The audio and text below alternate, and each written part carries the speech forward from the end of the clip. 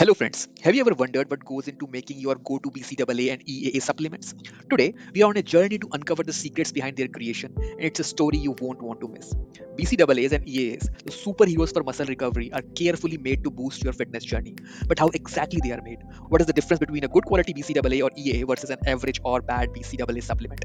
Let's break it down. There are several different ways to make essential amino acids and branch chain amino acids, but many low-cost supplements are manufactured using less than desirable method.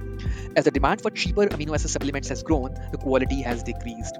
The process that used to be most popular and high quality is fermentation from plants, which produces vegan fermented amino acids. To make this type of amino acid, the manufacturer ferments soya or beets using microorganisms. Chemists place beets into large drums of water and ferment them by adding a microorganism, usually a probiotic. These eat away at the beets and convert them into food and other substances. As they multiply, a simple sugar such as molasses is added. Eventually, enzymes are produced during this reaction, which further breaks apart the amino acids. Depending on the enzymes and catalysts used, the desired amino acid is formed, like essential amino acids, BCAA, or glutamine. This is very natural, vegan, and high quality, though it adds up the cost and time. Believe it or not, some amino acids on the market are being made from bird feathers, hair, skin, and bones. These would be made by a combination of the extraction method and enzyme method. As you might imagine, these aren't the ingredients you would ever want to use in your formulas, much less to ingest, regardless of their purity or quality. There's another way of making amino acids where you actually make them in the lab from synthetic sources or substances.